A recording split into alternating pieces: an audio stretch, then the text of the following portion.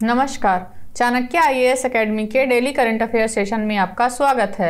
आज है 21 दिसंबर और 21 दिसंबर से जितने भी महत्वपूर्ण प्रश्न बनते हैं हम उन पर चर्चा करेंगे। हमारा आज का पहला प्रश्न है, हाल ही में खबरों में रही बाराकूडा क्या है?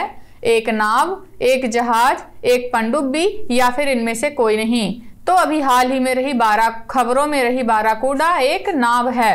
टिकाऊ समुद्री प्रौद्योगिकी की दिशा में एक महत्वपूर्ण कदम उठाते हुए भारत ने अल्लापुझा पनावली में नवगाथी यार्ड में देश की सबसे तेज सौर इलेक्ट्रिक नाव बाराकूडा का अनावरण किया है। सौर शक्ति नाम का यह अत्याधुनिक जहाज मझगांव डाक शिप बिल्डर्स लिमिटेड और एक इको मरीन टेक कंपनी नेवाल्ट के बीच के एक सहयोगात्मक प्रयास है।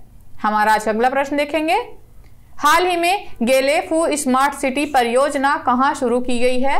भारत, नेपाल, भूटान या फिर बांग्लादेश? तो अभी हाल ही में भूटान में गेलेफू स्मार्ट सिटी परियोजना की शुरुआत की गई है। सुरम्य हिमालयी राज्य भूटान अपनी महत्वाकांक्षी गेलेफू स्मार्ट सिटी परियोजना की घोषणा के साथ एक परिवर्तन यात्रा शुरू किया है।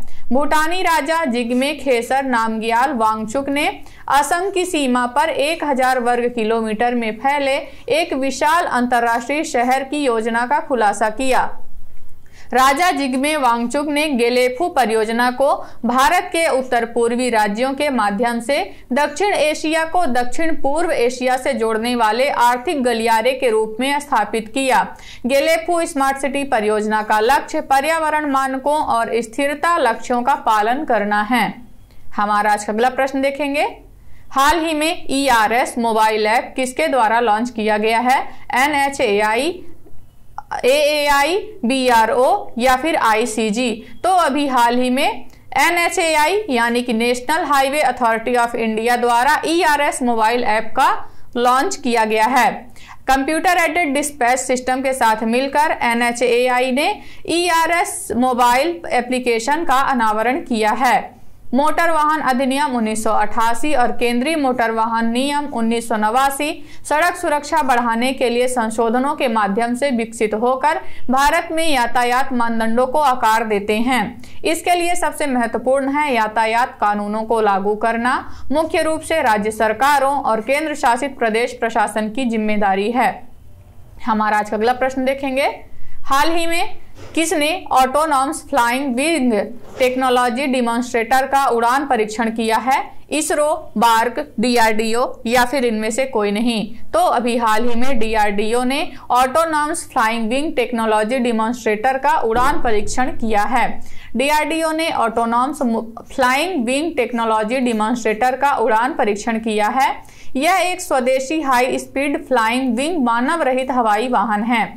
यह उड़ान परीक्षण कर्नाटक के चित्रदुर्ग के एरोनॉटिकल टेस्ट रेंज से आयोजित किया गया था। इसके साथ ही भारत उन चुनिंदा देशों में से एक बन गया है जो फ्लाइंग विंग तकनीक में दक्ष हो गए हैं। हमारा आज का अगला प्रश्न देखेंगे, हाल ही में भारतीय टेनिस के किन दो दिग्गज खिलाड़ियों को international tennis hall of fame में शामिल किया गया है? रोहन बोपन्ना और सोमदेव देववर्मन, महेश भूपति और लिएंडर पेस और विजय अमृतराज या फिर इनमें से कोई नहीं? तो अभी हाल ही में लिएंडर पेस और विजय अमृतराज को टेनिस हॉल ऑफ फेम में शामिल किया गया है। भारतीय टेनिस के दो दिग्गज खिलाड़ियों लिएंडर पेस और विजय अमृतराज को international tennis hall of fame में शामिल किया गया है। लिएंडर पेस और विजय अमृतराज ने अंतर्राष्ट्रीय टेनिस हॉल ऑफ फेम में शामिल होने वाले पहले एशियाई पुरुष बनकर इतिहास रचा है। युगल मिश्रित युगल 18 बार के grand slam champion Leander Paes ने खिलाड़ी वर्ग में अपनी जगह बनाई है।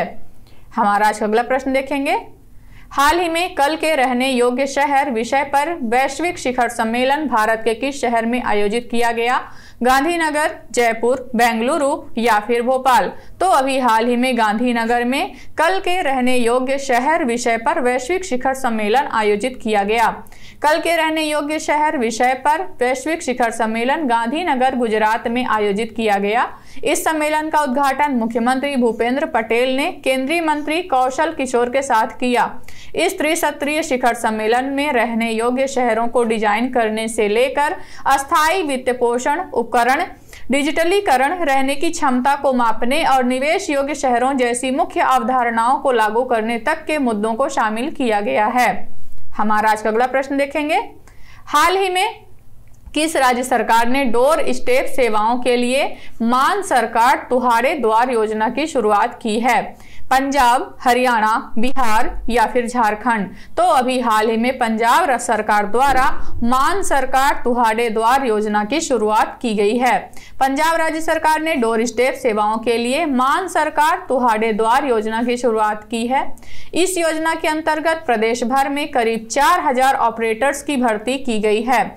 इस योजना के तहत पंजाब की जनता को 43 प्रकार की सरकारी सेवाओं का लाभ घर बैठे मिलेगा। हमारा आज का अगला प्रश्न देखेंगे। हाल ही में उत्तर प्रदेश के किस शहर में काशी तमिल संगमम 2023 का आयोजन किया गया है? लखनऊ, वाराणसी, प्रयागराज या फिर कानपुर? तो अभी हाल ही में वाराणसी में काशी तमिल संगमम 2023 का आयोजन किया गया है। हाल ही में उत्तर प्रदेश के वाराणसी में काशी तमिल संगमम 2023 का आयोजन शुरू हुआ। इस अवसर पर तिरुक्कुरल, मणिमेकलाई और अन्य क्लासिक तमिल साहित्य के बहुभाषी और ब्रेल अनुवाद भी जारी किए गए। काशी तमिल संगमम का उद्देश्य देश में सीखने की दो सबसे महत्वपूर्ण प्राचीन सीटों तमिलनाडु और काशी के बीच सदियों पुराने संबंधों को फिर से स्थापित करना और फिर से खोजना है। काशी तमिल संगमम एक भारत श्रेष्ठ भारत की भावना को आगे बढ़ाता है। 2023 में काशी तमिल संगमम का दूसरा संस्करण आयोजित किया जा रहा है। हमारा आज का अगला प्रश्न देखेंगे। हाल ही में भारत एकल फायरिंग इकाई का उपयोग करके ऐसी क्षमता रखने वाले देश के किस स्थान पर शामिल है? पहले, तीसरे, पांचवें या फिर सातवें? तो भारत एकल फायरिंग इकाई का उपयोग करने वाले पहले देश की लिस्ट में शामिल है। भारत एकल फायरिंग यूनिट का उपयोग करके कमांड मार्गदर्शन द्वारा 25 किलोमीटर की दूरी पर एक साथ 4 हवाई लक्ष्यों को निशाना बनाने की क्षमता प्रदर्शित करने वाला पहला देश बन गया है। यह क्षमता अस्त्र शक्ति सैन्य अभ्यास में प्रदर्शित होती है। आकाश कम दूरी की सतह से हवा में मार करने वाली मिसाइल है जिसकी मारक क्षमता 25 किलोमीटर तक है। इसका उपयोग मुख्य रूप से संवेदनशील क्षेत्रों और बिंदुओं को हवाई हमलों से बचाने के लिए किया जाता है। हमारा आज का अगला प्रश्न देखेंगे। हाल ही में जारी आंकड़ों के अनुसार देश की दूसरी सबसे बड़ी अर्थव्यवस्था बनने वाला राज्य कौन सा है? महाराष्ट्र, उत्तर प्रदेश, तमिलनाडु या फिर कर्नाटक? तो अभी हाल ही में आई रिपोर्ट के अनुसार उत्तर प्रदेश देश की दूसरी सबसे बड़ी अर्थव्यवस्था बन गया है।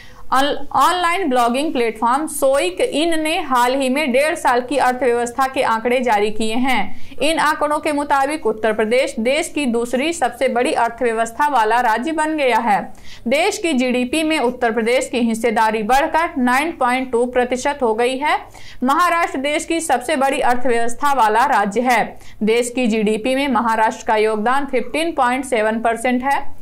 तमिलनाडु 9.1% जीडीपी हिस्सेदारी के साथ देश की तीसरी सबसे बड़ी अर्थव्यवस्था है। इस लिस्ट में गुजरात चौथे और पश्चिम बंगाल 5वें स्थान पर हैं। सोइक की यह report census and credit लियोनिस securities Asia पर आधारित है। तो ये रहे आज के हमारे कुछ महत्वपूर्ण प्रश्न। आशा करते हैं चाणक्य आईएएस एकेडमी द्वारा चलाया जा रहा करंट अफेयर सेशन आपको पसंद आ रहा होगा। हमारे ऐसे और भी कंटेंट से जुड़ने के लिए चैनल को सब्सक्राइब करें और बेल आइकन दबाना ना भूलें। धन्यवाद।